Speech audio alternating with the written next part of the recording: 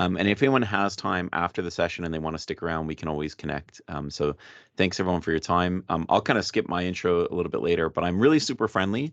Some of those names on there I see are familiar, so you guys have known of me or we've spoken in the past. So please reach out if you want to have a one-on-one discussion, because in these types of discussions, I can kind of do general things, but it's hard to be specific based on where you are in your journey.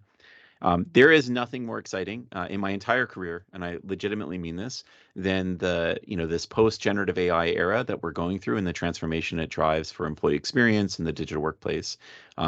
Copilot, which I think is actually a really good term. I'm a huge fan of the language of Copilot. Is really one of many AI tools in the enterprise that organizations are using to kind of get more value out of AI. And so I thought I would talk using AI examples from Copilot, but a lot of what I'm going to talk about could work for other tool sets that you might use that are non-Microsoft. I love Microsoft, and that's where I live. So thanks everyone for your time. Let me dive right in from a flow perspective on the content. Again, please reach out afterwards if you have questions. We can connect right after this call, or if you want to connect afterwards, please do so.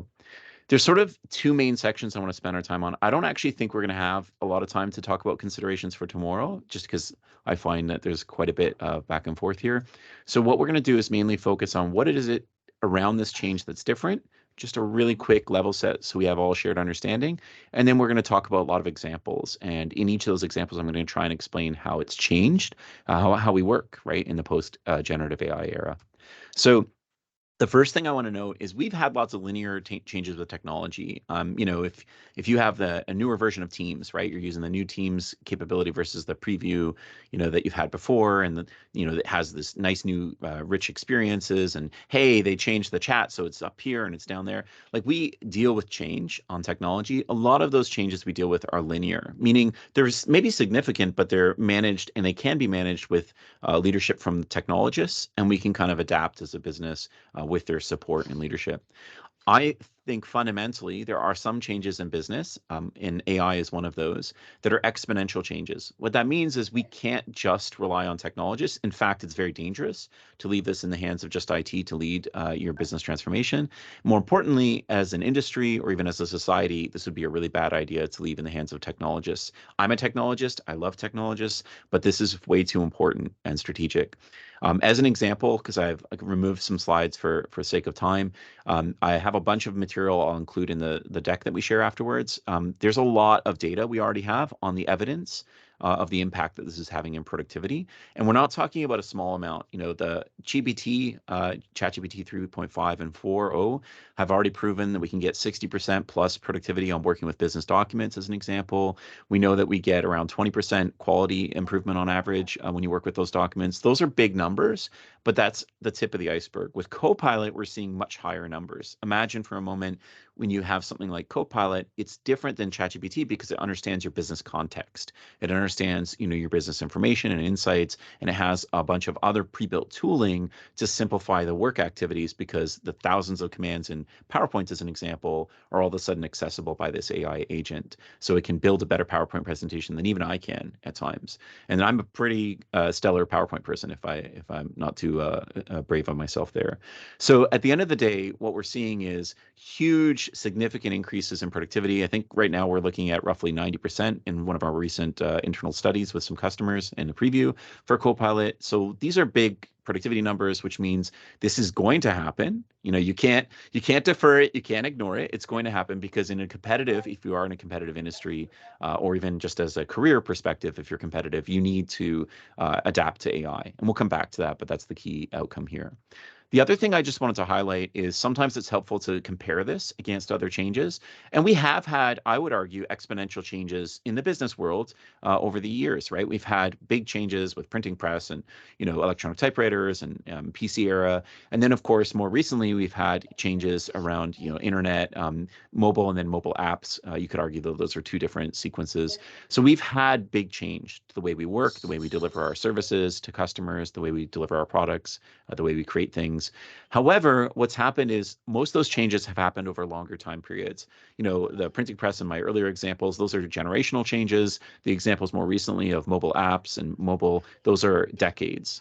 what we expect today is that this post-generative AI era is going to lead to AI in the work, transforming work in years, not decades. So most of what I'm going to talk about, or if we would dive deeper into this, is going to all happen before 2030.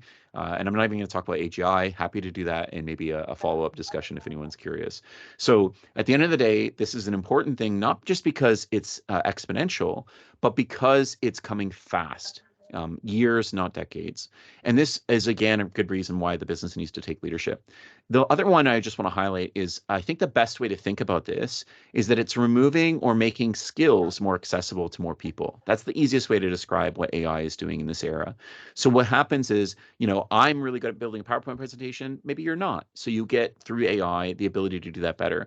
Maybe I'm not great at writing literary science stuff, literary fiction. I'm not good at writing effective communications, et cetera. AI gives me the ability to do that at a much greater level than I could before.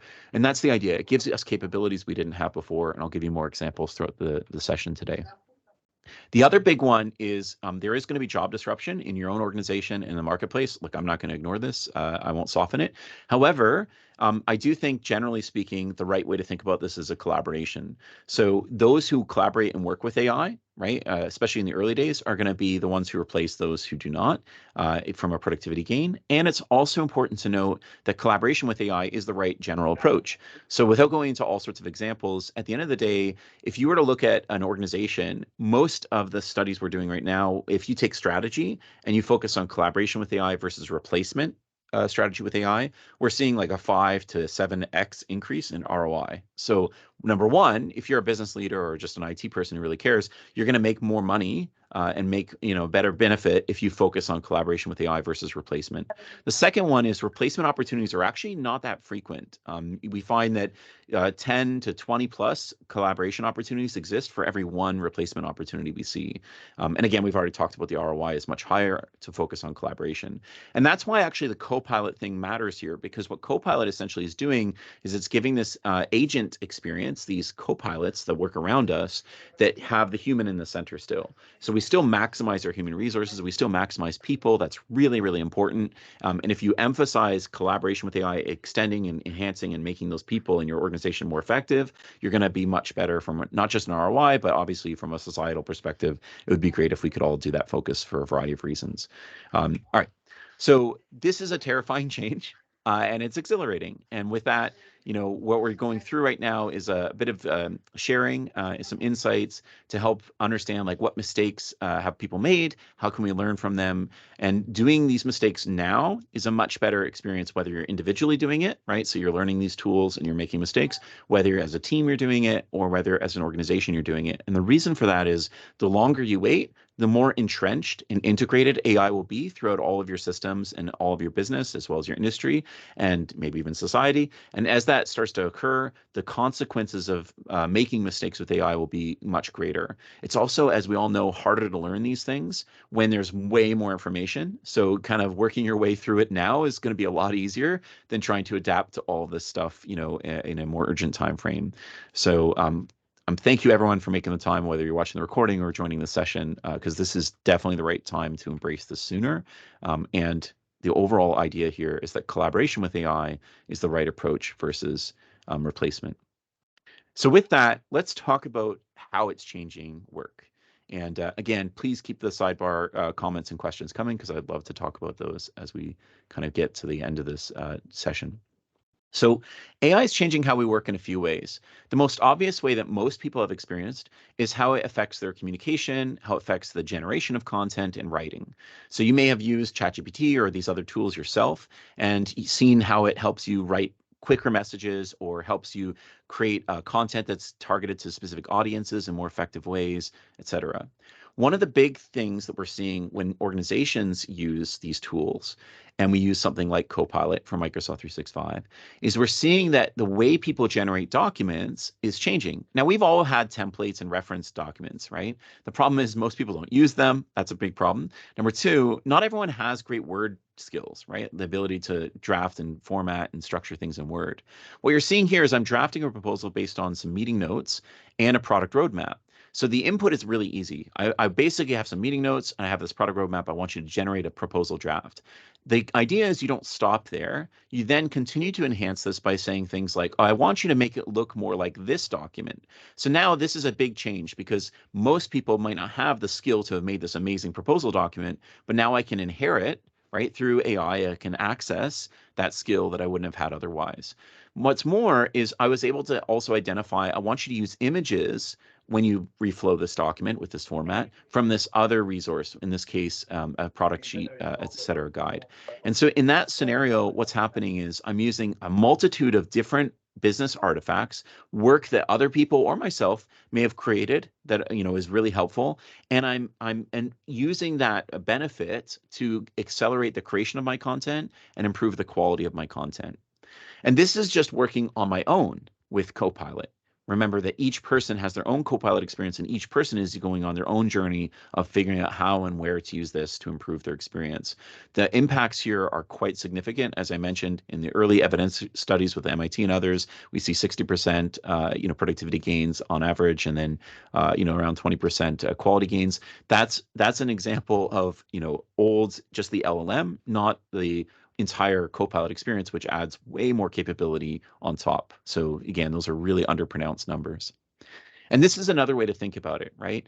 On average, where we used to start is we would start with that blank page, or if we're really lucky, we'd start with that template, and then we do a whole lot of work, both digital skills as well as academic and understanding skills to retool that content. And now, instead, we can quickly do a lot of that work and focus on what do we actually bring to the table through our experiences or our own skills that is differentiated from what AI makes accessible. So this leads to two things. It leads to more creation of content. Now, we all know the volume of collaboration, the volume of communication, the velocity of collaboration, the velocity of communication, the variety of communication and collaboration, those are all increased, right? So we need new tools to work with that anyways. And I'm going to come back to this later, but it's really important to understand that these tools we don't give to every user. What we do is we make a guiding principle, we make a statement. We're going to make sure everyone has access equally to AI because it's a competitive advantage and that's important. But at the end of the day, we're going to target those who have higher digital debt and who need greater digital fitness. So, some of us have a lot of digital debt and we're working that off, and we need to constantly adapt and use tools. And the ROI is much higher when we focus on that. So the idea here is you use these people who are linchpins, they're creating a lot of content, they're organizing a lot of meetings, they're super collaborators. Those people are the ones that are really going to drive the biggest ROI from these tools. Now let's use a different angle. If we're generating content more rapidly, what changes with AI? One of the many changes with AI is how we generate that content. Most people, if you're lucky, you know how to build good business documents, but very few people know how to build a SharePoint page or a SharePoint site or just a website in general. Yet we know if you take something like a sales handbook, right, and we convert that to a series of web pages, we get insights that we wouldn't get if it was a PDF, right? We can see which sections of the handbook people access more frequently. We can allow for comments in those sections. We can allow for updates in sections and make it clear to people what areas have been updated, all with dynamic, automation, right? With activity feeds, recent changes, version control for sections, distribution of control of who can update sections, all this stuff that's much harder if we're working on a business artifact like a document through PDF. And so we all know, many of us know the value of, say, intranets, right, and these experiences. But because they're inaccessible to so many people, not a lot of people create pages. Here's an example, and it's a simple one, of where you create a SharePoint page or a site based on some simple resources. So I'm going to grab an employee onboarding guide, which is a PowerPoint presentation. I want to add a personal message from this person, and now it's going to generate based on templates and a bunch of other insights. And that document, it's going to generate a series of pages for me, lay them out, add all sorts of content to them, etc. So imagine this is just the creation. Take it a step further and imagine how this changes how you edit these pages, how you maintain these pages, how you, again, keep things modern and always up to date. What we're finding is the amount of generation of new page content is much higher in a post-Copilot organization when they started to use it than it was before. And actually, it makes sense because a lot of those users we're targeting, the super collaborators with these tools, are people that manage like a manufacturing org. They manage a lean manufacturing series of pages, right? They curate pages now because they're super collaborators, they're connectors, they're the people who connect people to information anyways. So it makes total sense that pages and access to those things is going to both transform their experience and productivity, but it's also going to actually lead to more of those pages, which leads to a greater need for new governance, new connections. You can see we even have new analytics per user that we need to explore so that people can understand like how are all of their pages doing across all these spaces, and more and more and more. So there's a lot to unpack there, but I just want to be clear. It's not just about core business documents. It's about how we access, how we share them, how we convert them into other formats that might be more effective over time. Now, I don't want to go into AI avatars too much because it's not enough time in this session and video, but it is important to understand that this isn't just limited to business documents and things like that. It's happening with questions and answers. It's happening with video content, image content. All of those things are also being enhanced and changed by AI, making it more accessible. Right now, it'd be really hard to create an AI avatar, right? Most people can't do it, but it's becoming really, really accessible to the point where 70% of digital marketing communications will have it, which is important because as this becomes more dominant, it's going to affect the business landscape. Because if I can create an AI avatar doing this session and it could make sure that everything looks right and everything else, then I might do that because I already have the language, the writing, the other things I want to do, and it saves me time and allows me to produce more. This is a really complex discussion because we already do things like have other people write messages and then have like an executive approve it, but it will have consequences on communication.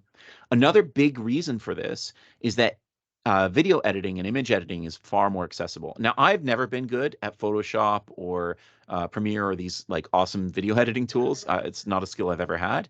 And I'm starting to get into it now, and I'm finding it really easy because AI does a lot of the hard work for me. A lot of things I would have had to have learned and learned all these workarounds and techniques for, I don't need to learn anymore. And this is the beginning of that journey. There's so much more coming. And it's not just like what's coming outside of Microsoft. Even Microsoft's core capabilities are having this.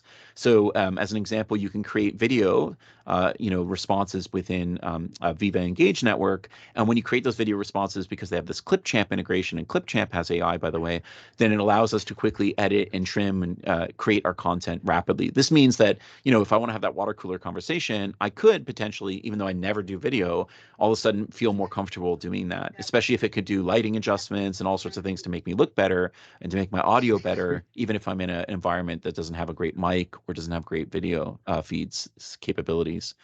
And this is taken further when we think about how AI doesn't just help us create more content of these formats, but it also is done in a way where it's not always us going to AI. Sometimes AI comes to us. So in the Copilot experiences I've shown so far, and I've talked about, it's more like I want to do something. I'm going to use Copilot to help me do that better. Here, what's happening is I'm writing emails and I'm using AI to help coach me in more effective writing styles. Now, anyone, Yanis and others who know me, I'm a bit of a robot. And especially with my family, I'm very professional at all times. Friends, it's the same. This is the same Richard everywhere. And I'm actually learned a lot through this experience on how I can write in a more friendly, inviting, engaging way instead of like the professional, well, accurate way that I normally write, verbose as well. I've been able to summarize a lot more and be more concise. So these are things that have helped me. Now, it's not something I use every day. It started, I would use this regularly. And then over time, I learned a lot of these techniques and I didn't need to keep going back to it. This is the advantage of AI. Yes, it's there when we need it, but a lot of times what we're using is we're using it heavily initially to adapt, to learn, to gain new skills. And then once we feel like we have a lot of those, we just use it as almost a validation tool or an extension periodically, but we don't have to use it all the time, which means this coaching mechanism, which is very early, I think there's a lot of potential here because everyone suffers from different levels of digital fitness gaps. And if we could make this more accessible to more people, whether it's, digital fitness, whether it's communication fitness, whether it's collaboration fitness, et cetera, there's lots of gaps we could potentially improve with AI. And it's very exciting for our organization if we can make people more effective and help them grow, right? Without getting into learning scenarios too deep. Now, the other interesting learning we've had with this post-AI, generative AI era is that with Copilot and other things, we know collaboration is going to change. So far, I've talked about individually us working. So let's change this for a moment.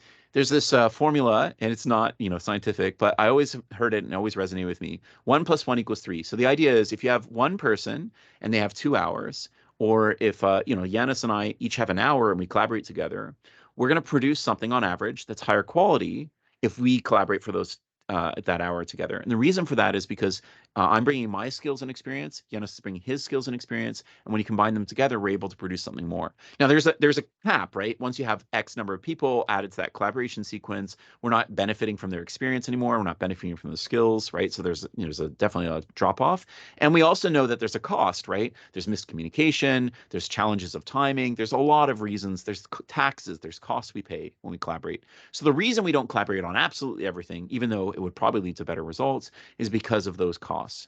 Now, here's the interesting thing when you use AI. The first one is that each person who uses AI is going to use it in a slightly different way. So a facilitator in a meeting might say, oh, let's suggest a bunch of different ideas for this website that we're building.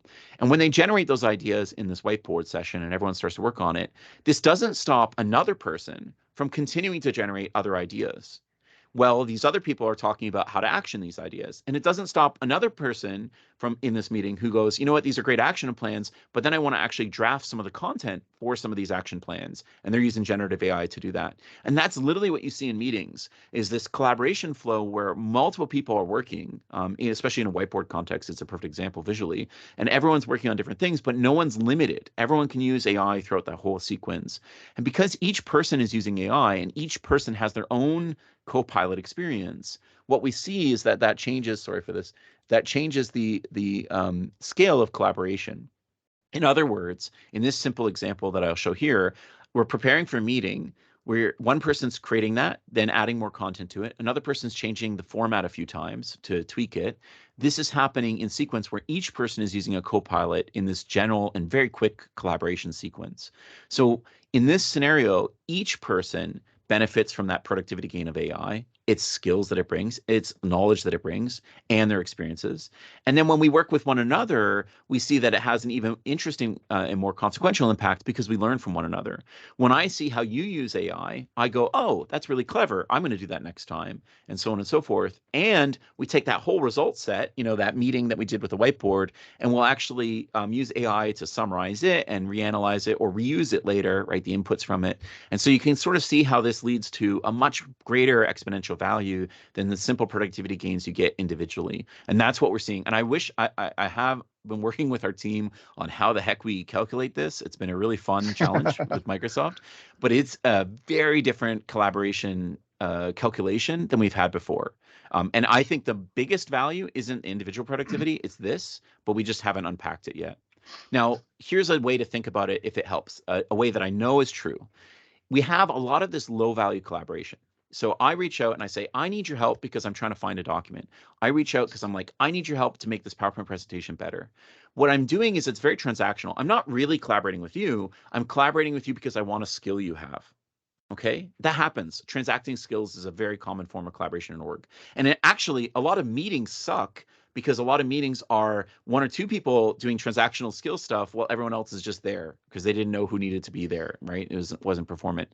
So we have a problem, right? Today, everyone talks about meetings suck, right? Inefficient meetings, having too many meetings.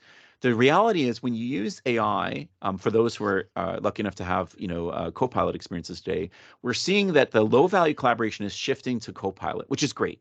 Why that's shifting is because Copilot can do a lot of those things. Find me that document, help me draft this presentation, help me make this look better.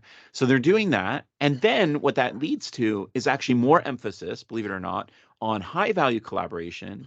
And while we never focused on improving meeting outcomes and things like that, we're just trying to help people use these tools. We've seen a very significant difference in qualitative responses and the way people perceive meetings of being more valuable and more helpful.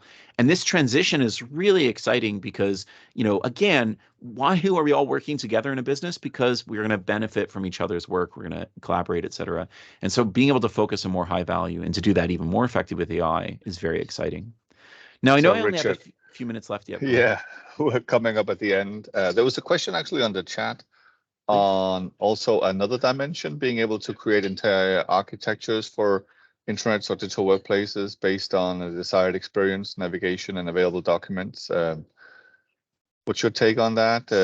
Any chance to use Copilot to create a macro structure for a future digital workplace? So I think there are use cases we're playing with for So we use Microsoft Clarity, if you're familiar with that, for a lot of customer intranets. And what we do, because we do a lot of SharePoint intranets and help a lot of customers, when we build those experiences, when we use Microsoft Clarity, it has heat maps and it has user journeys. And if you've ever done like a user journey, like a recording of like how people click through stuff, it's really time intensive to explore that.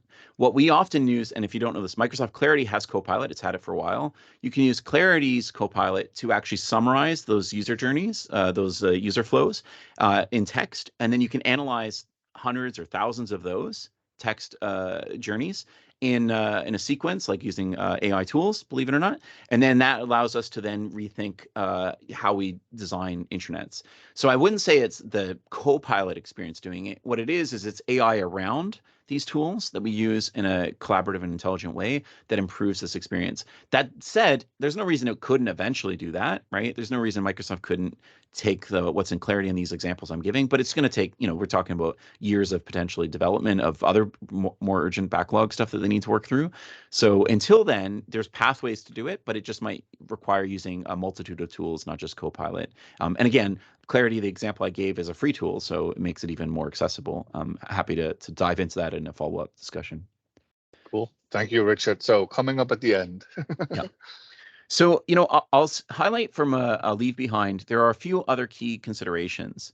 I mentioned earlier, we're at the tip of or beginning of this journey from ROI perspective. And I think one of the best visuals of this, and there's a bunch of these business chats with teams, Copilot chats within Teams. I think the examples that it gives here are the most interesting. So did anything happen yesterday with a customer? And it summarizes all of that.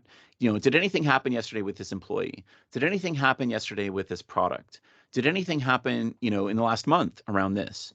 Having these tools where if I'm pretty good with SharePoint, I can go look up activity feeds, I can go look up all these different things. I can get this signal data, but it would take me a very long time. What this changes is it changes how we manage each other, how we manage our work together. And that, I think, is a really exciting area that you should think about, because when you take this scenario of I want to prep for a meeting based on, that one-on-one that I would normally have, you think of that transactional stuff. So a lot of one-on-ones I would have would be, tell me, where are we with these things? I don't need to do that. Now I can be like, hey, I really want to talk about this specific thing that you were up to. And I want to know how that went. And I want to, see if I can facilitate that more, because I want you to do more of that work, right? It changes that. And when we add plugins, right, 900 plus in ChatGPT today, all of the plugin architectures the same between, fundamentally between ChatGPT and OpenAI and Microsoft Bing and Microsoft 365 Copilot, longer discussion there. So this capability set means that plugins are going to be a really rich way to enhance this experience. And so you take that exact same scenario, maybe I'm doing a traveling offsite with one of my employees, and I'm like, you know what? Let me save time. Someone else has already done the travel. I want to see if I can go on the same flights as them. So I'm just going to look up their travel itinerary, right? Again, privacy, you figure out your right scenarios in your organization. And so I can say, here's itineraries that match them. Then what I'm going to do is I'm actually going to look through it. I'm going to make sure this is the right itinerary for me. Yes, it is. I'm going to book this. And I might do all of that sequence directly from the Copilot, directly from that one little interaction I had with that employee. And so this means that the way in which I'm actioning this across enterprise apps, like, custom systems, other things that you have in your organization, it's not just like, popular third parties. Anything that I can do that it would normally be like multiple steps, going to multiple apps, that all of a sudden becomes much more accessible, because the same thing we've been doing with documents and media and collaboration can be done with our whole enterprise app ecosystem. And I think this last point is probably where, the long tail of the value of this is going to be, and where a lot of us need to, experiment, to explore, to roadmap, to strategy and plan, because the other stuff that we talked about is just helping support it, building champion programs, helping us grow. This stuff requires, active input and planning from the organization, that's much more complicated than just, supporting the rollout and effective usage of Copilot. So with that, that's basically what Thank I you, came to Richard. share. Yeah. That's And amazing. I'll Thank you stop so this. much. Great presentation. Really appreciate it. Like I said, I'll wrap this up in a blog post. I'll share the recording. I'll share your slides as well.